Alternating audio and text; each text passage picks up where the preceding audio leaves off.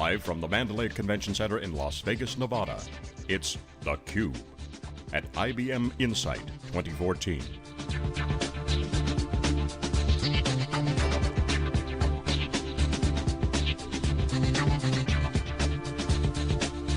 Here are your hosts, John Furrier and Dave Vellante. Okay, welcome back everyone. We are here live in Las Vegas for IBM Insight. This is theCUBE, SiliconANGLE's independent broadcast. We go out to the events, extract the signals from noise. I'm John Furrier, the co-founder of SiliconANGLE. My co-host Dave Vellante, chief analyst at Wikibon, also the co-founder of SiliconANGLE Media. And we're excited to bring you Chris Brown, who's involved as an investor, speaker, CEO of STEM Resource Partners at Craig Brown, PhD. I'm assuming you have a PhD, so PhD's in your Twitter handle. Chris, welcome to theCUBE. Craig, right? It is Craig. Craig, okay. It's okay, Okay, Craig, sorry. Yeah, thanks for the updating the Craig, teleprompter. Chris. Oh, there's no teleprompter. Old teleprompter. Craig Brown, so sorry, get those teleprompters fixed. Oh, we don't have teleprompter. Welcome to theCUBE. Thank you. Thanks for so having you're investing in companies, we want to get to that in a second. Obviously STEM is hot right now. You're seeing a lot of things, women in tech, you're seeing the democratization of entrepreneurship, and Dave and I love talking about this topic because we love this Internet of Things connected network where humans are part of it. Yep. And now you're seeing a humanization. IBM calls it cognitive computing, an element of some of the tech involved, but really the humanization of tech has moved from a geek culture, male dominated, computer scientist guys, to everybody now. So this is really a cool shift in our world right now. It is. What are you seeing and what are some of the things you're working on? And talk about the STEM resource program and your investments and what you're working on. What we try to do at STEM is identify resources. The resources may be enthusiasms, folks that have an interest, that don't have a background in STEM, or experienced STEM resources that have previous job-related background or education, and connect them to real job opportunities, because there's quite a few out there. What we try to do to bridge the gap is offer training, if that's necessary, and I'm a big proponent on certifications. I actually required 25 IT certifications over a 25-year period in my career. So I'm a big proponent of that as a testament of knowing the technology that they were interested in learning about. But the other programs can be more simple. It could be associated with just letting them touch the software, the hardware, to get some familiarity with it. But the key is generating interest. Hopefully the youth and or senior citizens in some cases, or somewhere in between, are interested in just basically finding a way of life for themselves and using technology as a way to get there. Dave, we talk about this all the time, people who have seen the movie The Social Network. It's also kind of a pun, but it's also fun to talk about, I want to be Mark Zuckerberg. This younger generation, Dave, they see this and they go, wow, I could be a billionaire too. And what's the reality is that Amazon Web Services now with Blue Mix of the Cloud, it's really easy to boot up a venture. So that really creates an opportunity for anybody to do anything cool, and we're living in an age of drones, That's right. Gaming cultures. There's a maker movement that we've commented, Craig, in the past, that looks like the Apple Computer Homebrew Club, where there's a lot of tinkering going on, Yes. but it's very cool. It is very cool. What are you seeing? What's the coolest thing that you guys see? I mean, you probably see these fresh ideas.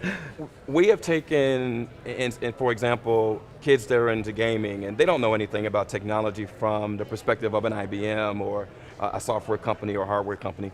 But they have that gaming and their reflexes are good and their interest is there. And we introduced them to the programs. There's some online programs that allow them to learn how to develop games.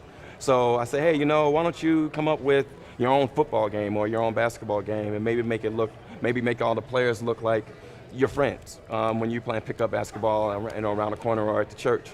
And make it more realistic to your experiences playing basketball, because no, you're not an NBA player, but you fantasize about becoming an NBA player. So how do you turn that into a career from a development standpoint? And so I bridge the interest in something they already know how to do with a new world, and it tends to work. You know, Craig, one of the things we love about the internet is it really shows that the middleman is gone. And whether you're talking about old line businesses to just access to markets for opportunities, the middleman's gone. It democratizes thing, that's the big buzzword. But like, even take about the NBA, for instance, like the athletes themselves and people are going direct to the audiences. You're seeing even on ESPN, you're seeing tweets now there because the power of the individual is really in the hands of their creativity. That's correct. So this is a massive trend, and it's really changing some of the old guard kind of things. It is. From funding and everything else. So let's talk about the access to funding. So let's talk about your investing in these ideas. And Peter Thiel is controversial in Silicon Valley where I live, around he's paying people not to go to college. So like, I don't know if I agree with that. and yeah, I'm with you on that. However, but he's highlighting an issue, pretty radical idea. And he's kind of a radical, but he's kind of out there. And when you've got billions of dollars, you can do whatever you want. But he's making a point, which is you don't have to go institutional linear paths. There's a lot of different alternatives. Khan Academy is another phenomenon we love, which is learning is a big data thing as well. So you're seeing people can have the world that the world is their oyster if they can apply themselves. I agree. So what are you guys investing in? Talk about and share with the folks out there the fund, the kind of things you're doing and what you're investing in. The primary investments are in software or hardware, and in most cases, in reference to bringing, like I said earlier, introducing the youth into technology or STEM or the STEM areas. The investments are primarily in the equipment and/or the software to get them started. In most cases, I make the investments out of my personal income. I set aside money out of my personal income and I use it to give back. In most cases, it's $5,000 or $6,000 contribution. In some cases, it's a little more. I've rarely sought out help because I found that when you start asking for donors, then there's a factor of return on investment that needs to be applied. And I don't always have a way to make that happen because there's no guarantee that the investments will yield a successful student or a successful candidate into the field of technology. But overall, that's the goal. And even if they just have fun doing it and they utilize some skills or bring skills to the table that may help them in a different career, then we still win. Technology is a huge proponent of what it takes to succeed in employment and or entrepreneurship, whether you're in a technology field or not. So understanding they haven't all been home runs, give us some examples of some successes, some singles, some doubles, some walks, some strikeouts. Sure, I had a really good friend in Philadelphia who was a network engineer some years ago, got away from technology, and just basically fell into a hole where he was doing odds and end jobs.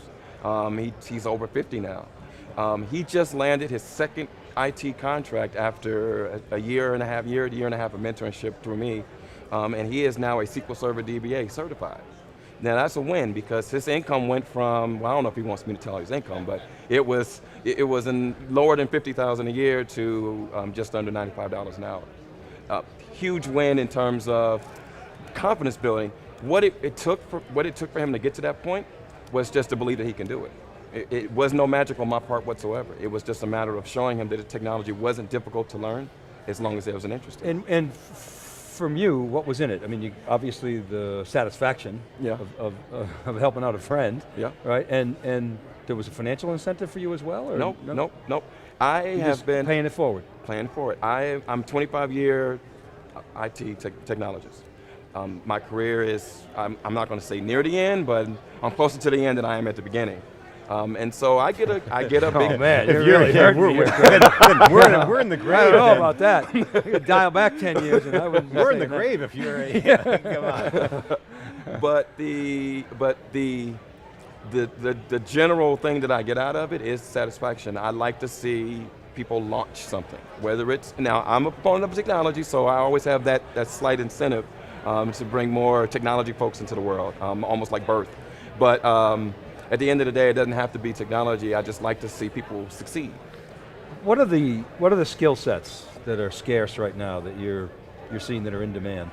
Developers, administrators, very simple but necessary skill sets within all major corporations, medium-sized corporations, even mom and pop operations. Everybody needs help with networking, communication, connectivity. These are all scarcities and I do my best to try to introduce. And developers, double click on that. Mobile, obviously. Mobile. What else? .NET, applications, financials. Mainstream stuff. Mainstream stuff, yeah.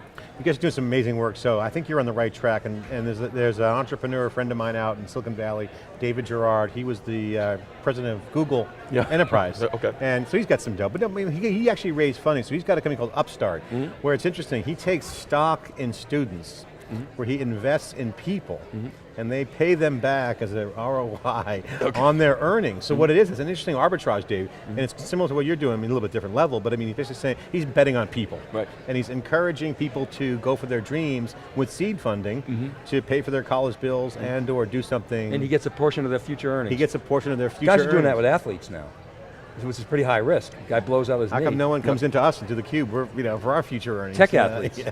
Well, I haven't elevated to that level. I haven't actually sought after any return of anything. And again, my return is just understanding that they got something out of it, and the time was well used. Well, we have a term we call it, we love ESPN, so we love sports, we call this theCUBE, the ESPN of tech. But there's a tech athlete out there, mindset, where people just love tech and they love to play with it, not so much to become the zillionaire, but because just to do some good work and like throw some touchdowns, so to speak, and do some good work. You know, what's interesting is that you can become a zillionaire if you come up with a concept or an idea and something you create that the global economy needs.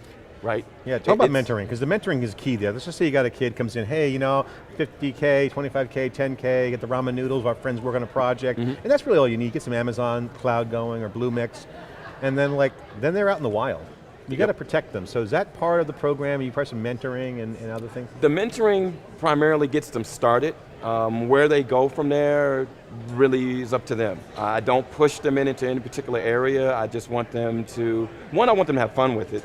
Technology was fun to me, and I guess that's where it comes from. I thoroughly enjoy doing what I do, and I don't have any struggles with it, so that's where it comes from. And as long as they're getting that from it, then for me it's worth the time. But once they get the introduction, what typically happens is they light up and they see the possibilities that they didn't get from school. Not that the school didn't do a good job, but sometimes it's hard to tap into that true interest, and they believe they can do it.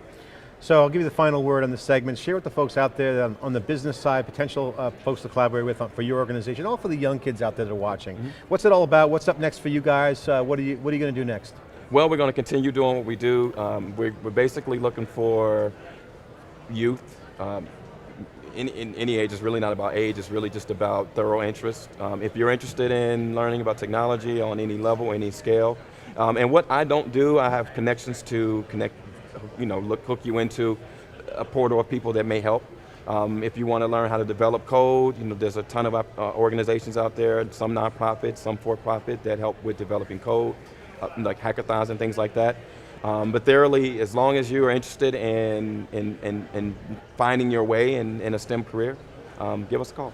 STEM is hot. Craig Brown, PhD, inside theCUBE, at Craig Brown PhD, his Twitter handle, worth follow. Thanks for coming on theCUBE. This is theCUBE, we're live in Las Vegas. This is theCUBE, extracting the signal from noise, sharing that with you at IBM Insight. We'll be right back after this short break.